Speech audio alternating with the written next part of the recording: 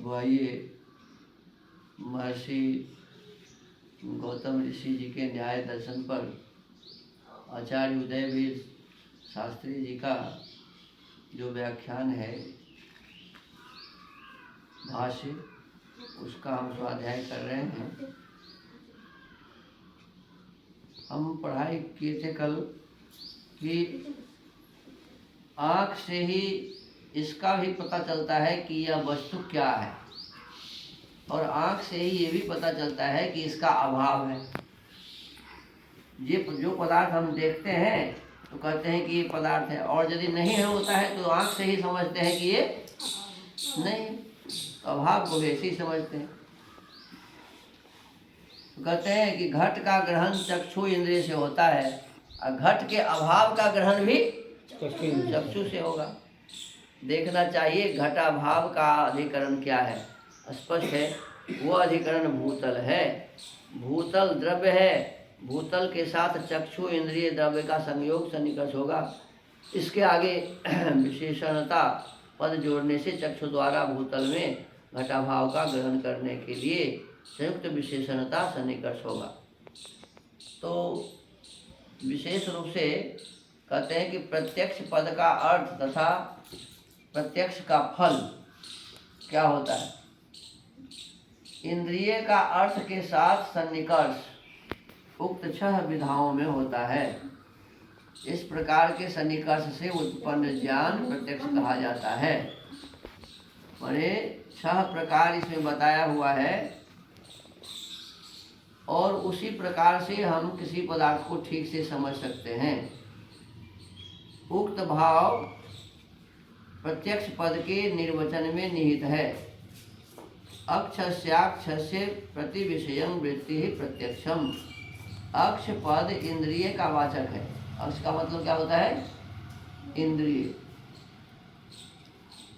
प्रत्येक इंद्रिय का अपने ग्राह्य विषय के प्रति वृत्ति व्यापार प्रत्यक्ष है। उस वृत्ति अर्थात व्यापार का स्वरूप क्या है? सन्निकर्ष अथवा ज्ञान। इंद्रिय का अर्थ के साथ सन्निकर्ष होना।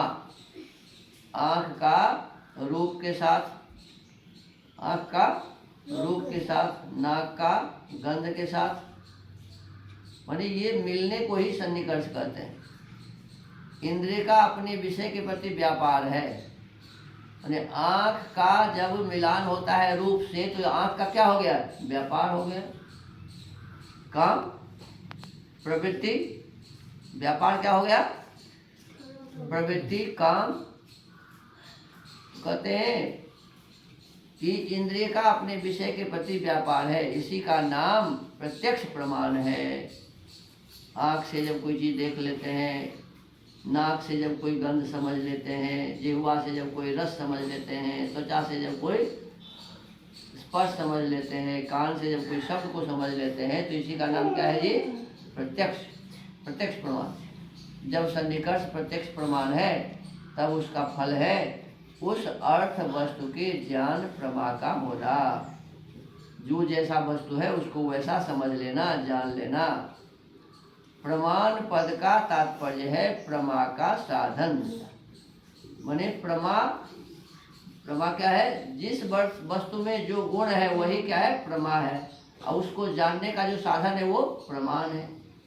प्रमाण मानने पर प्रमा का साधन। इंद्रियार्थ सन्निकर्ष के अनंतर ज्ञान होता है, अतः सन्निकर्ष को प्रमाण मानने पर उसके अनंतर होने वाला ज्ञान उसका फल है। परंतु जब इंद्रियार्थ सन्निकर्ष से उत्पन्न ज्ञान को प्रत्यक्ष प्रमाण माना जाता है तो निश्चित ही उसका फल अन्य कोई प्रमा होना चाहिए। इस दशा में उसका फल होगा ज्ञात वस्तु के विषय में उसके हान, उपादान अथवा उपेक्षा का ज्ञान। इंद्रियार्थ सन्निकर्ष से उत्पन्न वस्तु ज्ञान जब प्रत्यक्ष प्रमाण है तब उस वस्तु के विषय में यह ज्ञान होना उस प्रमाण का फल है कि यह वस्तु त्याज्य है अथवा उपादेय है।